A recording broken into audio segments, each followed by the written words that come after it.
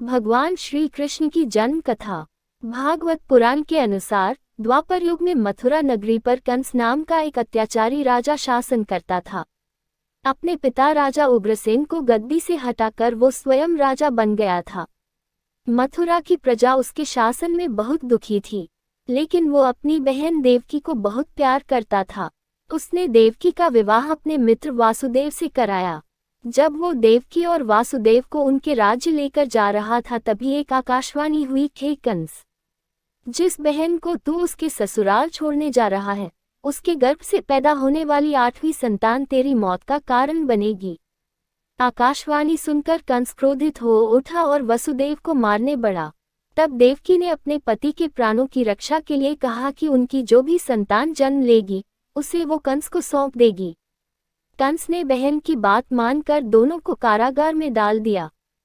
कारागार में देवकी ने एक एक करके 7 बच्चों को जन्म दिया, लेकिन कंस ने उन सभी का वध कर दिया। हालांकि 7वीं संतान के रूप में जन्मे शेष अवतार बलराम को योगमाया ने संकर्षित कर माता रोहिणी के गर्भ में पहुंचा दिया था, इसलिए ही बलराम को संकर्षण भी कहा जाता है। आकाशवाणी के अनुसार माता देवकी की 8वीं संतान रूप में स्वयं भगवान विष्णु कृष्ण अवतार के रूप में पृथ्वी पर जन्मे थे। उसी समय माता यशोदा ने एक पुत्री को जन्म दिया। इस बीच कारागार में अचानक प्रकाश हुआ और भगवान श्री हरि विष्णु प्रकट हुए। उन्होंने वसुदेव से कहा कि आप इस बालक को अपने मित्र नंद जी के यहाँ ले जाओ और वहां से उनकी कन्या को यहाँ लाओ। भगवान विष्णु के आदेश से वसुदेव जी भगवान कृष्ण को सूप में अपने सिर पर रखकर नंद जी के घर की ओर चल दिए। भगवान विष्णु की माया से सभी पहरेदार सो गए। कारागार के दरवाजे खुल गए। यमुना ने भी शांत होकर वसुदेव जी के जाने का मार्ग प्रशस्त कर दिया। वसुदेव भगवान कृष्ण को लेकर नंद जी के यहाँ सकुशल पहुँच गए और वहां से उनकी नवजात कन्या को लेकर वापस आ गए।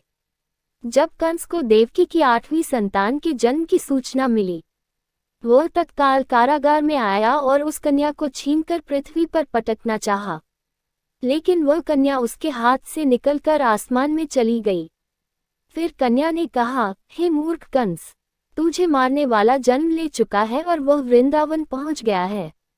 अब तुझे जल्द ही तेरे पापों का दंड मिलेगा। वह कन्या कोई और नहीं, स्वयं योग